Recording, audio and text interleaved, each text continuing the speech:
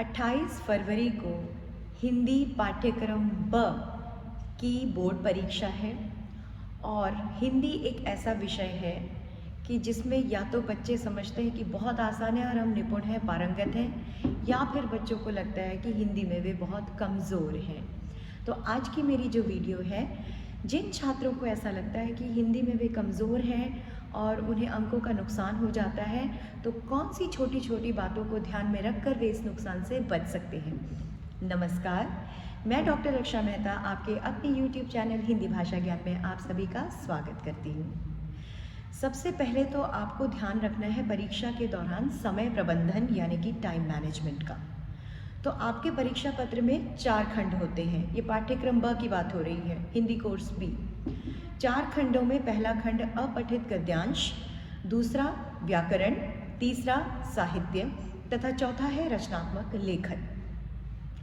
आपको क्या करना है, जब आपको परीक्षा पत्र मिल जाता है तब आपको 15 मिनट उसे पढ़ने का समय दिया जाता है। उस 15 मिनट में आपको अपठित गद्यांश तथा साहित्य के पठित गद्यांश व पद्यांश पढ़कर पहले से ही अपने उत्तर या तो अंकित कर लेने हैं या अपने दिमाग में निर्धारित कर लेने हैं, ताकि आपके वे 15 मिनट व्यर्थ ना हो। उसके बाद आप कौन से खंड को कितना समय दें। आपको अपठित गद्यांश को आधे घंटे से अधिक का समय नहीं देना है, व्याकरण को 20 मिनट, रचनात्मक लेखन के लिए 1 घंटा, उससे आगे नहीं जाना है, और साहित्य के लिए 1 घंटा। अब आपके पास बचे 10 मिनट। उन 10 मिनटों में आप अपना पेपर पूरा पढ़कर रही सही कसर भी पूरी कर सकते हैं। उसके लिए 10 मिनट आपको रखने होते हैं कि कहीं कुछ छूट गया तो आप लिख सकें या अपने पेपर की दोबारा जांच कर सकें। तो इसी हिसाब से आपको समय निर्धारित करना है, समय का आवंटन करना है, समय का प्रबंधन करना है। दूसरी बात, जो महत्वपूर्ण बात ध्यान में रखने योग्य है, वह यह है कि सीबीएसई परीक्षा पत्र का निर्धारण उसी हिसाब से करती है या निर्माण उसी हिसाब से करती है जिस हिसाब से बच्चे की योग्यता होती है, यानी कि पहले अपठित गद्यांश, व्याकरण, साहित्य और फिर रचनात्मक लेखन। लेकिन यदि आपको लगता है कि इस प्रकार से आप अपना पेपर पूरा नहीं कर पा रहे हैं, तो आप सबसे पहले साहित्य का कार्य कर लें। साहित्य को सबसे पहले ख़त्म करें, लेकिन समय याद रखना है कि 1 घंटे से आगे आपको बढ़ना नहीं है। तो इस हिसाब से उसके बाद आप अपना पेपर आगे कर सकते हैं। इसके अलावा यदि आप मात्रा संबंधी अशुद्धियाँ बहुत अधिक करते हैं, क्योंकि बहुत बच्चे मात्राओं की गलतियाँ, विचार बहुत अच्छे आते हैं उनको और बहुत सृजनात्मक होते हैं, लेकिन जब लिखने लगते हैं तो मात्राओं की अशुद्धियों के कारण उन्हें अपने अंकों का नुकसान भुगतना पड़ता है। तो आपको क्या करना है कि जब आप पेपर लिखते हैं तो उसमें आपके उत्तर पत्र में कम से कम 15% शब्द ऐसे होते हैं जो आपके प्रश्न पत्र में भी कहीं ना कहीं लिखे हुए हैं। तो याद रखिए कि कम से कम उन शब्दों की मात्राओं की गलतियां आप ना करें, उन शब्दों को बिल्कुल सही लिखें। तो इतनी गलतियां करने से आप बच जाएंगे। उसके बाद जो दूसरा महत्वपूर्ण बिंदु आपको ध्यान में रखना है वह यह है कि प्रारूप, फॉर्मेट, आपको प्रारूप रट लेना है, चाहे वह सूचना का प्रारूप हो और चाहे वह ईमेल हो, चाहे वह औपचारिक पत्र हो, क्योंकि प्रारूप जो है यानी कि फॉर्मेट जो है वो एक ही समान रहेगा।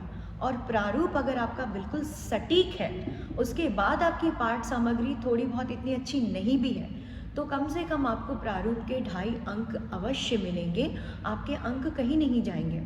तो प्रारूप कहाँ दिनांक लिखना है, कहाँ आपको संबोधित करना है, कहाँ अल्प विराम होना चाहिए, कहाँ आपको एक पंक्ति छोड़नी है, कहाँ विषय लिखना है, ये आपको पता होना चाहिए, गलत नहीं लिखेंगे आप। तीसरी चीज़ें, प्रारूप में जिन शब्दों का प्रयोग किया जाता है उन शब्दों की वर्तनी आपको रट लेनी है।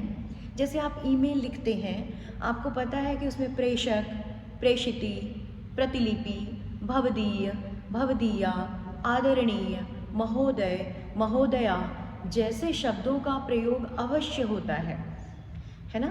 सेवा में, पत्र लिखते समय सेवा में प्रधानाचार्य या प्रधानाचार्य जी, विषय, ये शब्द आज्ञाकारी, आज्ञाकारिणी, दिनांक, सूचना, सूचना भी बच्चे लिखते हैं। तो ये शब्द जो आपको पता है कि आपको अपने प्रारूप में लिखने ही लिखने हैं, वे आपको सही वर्तनी के साथ रट लेने हैं। उसमें आपको किसी किस्म की कोई गलती नहीं करनी है। अपठित गद्यांश में लिखने वाले उत्तरों में आपको मात्राओं की गलती नहीं करनी है, क्योंकि आपको उत्तर अपने गद्यांश में ही मिल जाएंगे। तो ऐसे महत्वपूर्ण चीज़ों का आपको ध्यान रखना है। लघु कथा लेखन आप न लिखें अगर आप बहुत सृजनात्मक नहीं हैं। आपको ईमेल ही लिखना है, क्योंकि अगर आपका प्रारूप रटा हुआ है तो आपके 2.5 से 3 अंक पक्के हैं, जो शायद लघु कथा में पक्के ना हो। इसके अतिरिक्त अंत समय में आपको साहित्य का हर एक पाठ, हर एक कविता कम से कम ध्यानपूर्वक 1 बार तो पढ़ ही लेनी है। आपके लिए एक भी पाठ वहाँ परीक्षा कक्ष में विचित्र नहीं होना चाहिए। तो इन छोटी छोटी बातों का यदि आप ध्यान रखेंगे तो बहुत हद तक अंकों के नुकसान से अवश्य बचेंगे, आपको अंक मिलेंगे और आपका लाभ होगा। अगर आपको यह वीडियो लाभप्रद लगी है तो कृपया अपने मित्रों व संबंधियों के साथ साझा करें। टिप्पणी बक्सा में लिखकर मुझे अवश्य बताएं अगर आपको लगा है कि आपने इस वीडियो से कुछ सीखा है। हिंदी संबंधी अन्य ज्ञानवर्धक वीडियोस के साथ मैं आप सभी के समक्ष पुनः उपस्थित होंगी। तब तक के लिए सीखते रहिए, सिखाते रहिए। नमस्कार।